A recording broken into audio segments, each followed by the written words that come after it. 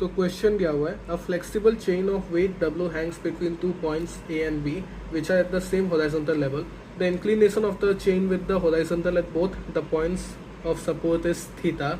What is the tension of the chain at the midpoint? तो पहले diagram बनाते हैं। डायग्राम मैंने बना के रखा है। हमारे पास 2 पॉइंट्स है A and B। इस पे एक रस्सी सबटेंड कर रहा है जिसका मास है और इसका वेट जो होगा वो mg अज्यूम करता है। इस पे जो सबटेंड करने का एंगल जो है वो थीटा पे कर रहा है दोनों पॉइंट पे। तो दोनों पॉइंट पे सेम एंगल से सबटेंड कर रहा है और दोनों सेम हॉरिजॉन्टल पे, मतलब एक ही लेवल पे है। तो अभी आप सोचो, अभी हमको जो सवाल पूछा है वो है tension at the mid point, मतलब लोअर मोस्ट पॉइंट, जो कि है ये पॉइंट। तो इस पॉइंट पे जो टेंशन होता है इसको पहले हम अज्यूम करते हैं कि मतलब इसको T डैश लिख लेते हैं। हमको T डैश निकालना है। अभी देखो कि अगर एक रस्सी को सेम लेवल पे रखना है तो हमको दोनों साइड से सेम फोर्स लगाना पड़ेगा ताकि वो उसी लेवल पे रहे, नहीं तो वो एक साइड से टिल्ट हो जाएगा या फिर थीटा जो है वो सेम नहीं रहेगा। तो थीटा सेम है तो इसके लिए हम लोग लिखते हैं कि ये T जो है और यहाँ का T वो सेम है, तो दोनों पे हम लोग T बना लेते हैं। तो इसका कंपोनेंट बनाते हैं। तो एक तो वर्टिकली लगेगा और एक हॉरिजॉन्टली। तो ये अगर थीटा देके रखा है तो इसका ऑपोजिट एंगल हो जाएगा थीटा। अगर ये थीटा है तो इस साइड पे हो जाएगा T कॉस और ऊपर में हो जाएगा T साइन। सेम हम लोग यहाँ पे करेंगे, T cos T sine. Theta लिखना भूल गया था तो यहाँ पे थीटा। तो हमने अभी इसका FPD बना चुका है और इसका वेट जो है उसको भी हमने लिख दिया है कि वो नीचे पे लग रहा है, जो कि मिडिल मोस्ट पॉइंट पे ही लगेगा। तो इसका mg हमने मान लिया है। तो अभी आप देखो कि ये जो है ये इक्विलिब्रियम में हमको दे के रखा है। तो अगर ये इक्विलिब्रियम में है तो हम लोग होल्ड कहाँ से करते हैं, हम लोग बस A एंड B से हम लोग इसको होल्ड करते हैं, सपोर्ट करते हैं रोप को। तो जो टेंशन है वो भी यहाँ पर ही लगेगा। तो T साइन जो होगा उस पे mg लगेगा। तो हमको T साइन यहाँ पे मिल रहा है और यहाँ पे मिल रहा है और दोनों का T साइन इक्वल है।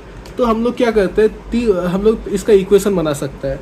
तो 2T sine theta equals to mg, क्योंकि ये डायरेक्टली ऑपोजिट है दोनों साइड को। इसका सम हम लोग लेंगे, दोनों का सम, क्योंकि हम लोग दोनों साइड से होल्ड कर रहे हैं। तो ये हमारा पहला इक्वेशन बन गया। हम लोग इसे T निकाल लेते हैं।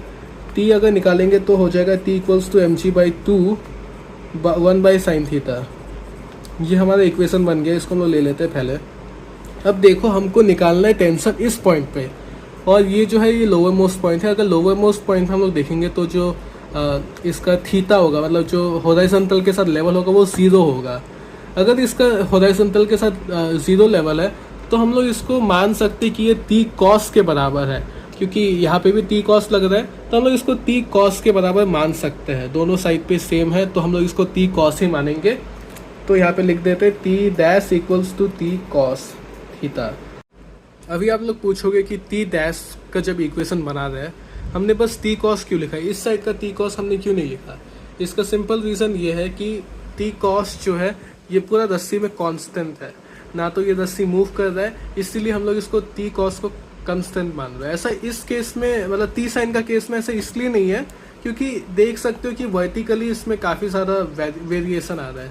तो हम लोग T साइन में इसको कांस्टेंट नहीं मान सकते, लेकिन T कॉस में इसको कांस्टेंट माना जा सकता है इक्वेशन को। तो T dash equals to mg/2 1 by sine theta into cos theta. Cos theta by sine theta क्या होता है, कॉट थीटा।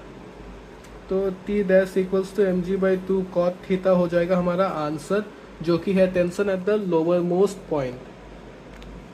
तो thank you for watching the video. ये है आंसर। और मैंने देखा कि काफ़ी टीचर्स जो है ये आंसर गलत बता रहे। कोई लोग बताते हैं कोसेक है, कोई बताते हैं साइन है, लेकिन इसका आंसर mg/2 कॉट थीटा होगा।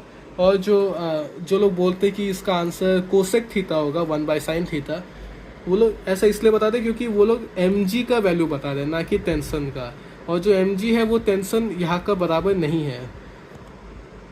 और कोई टीचर्स ये भी अज्यूम करते हैं कि जो है टेंशन, जो रस्सी में टेंशन है वो यूनिफॉर्म रहेगा, लेकिन ऐसा नहीं हो सकता क्योंकि इस रस्सी में भी मास आ चुका है। अगर रस्सी में मास है तो इसका टेंशन यूनिफॉर्म हो ही नहीं सकता। हर एक पॉइंट पे अलग अलग टेंशन लगेगा।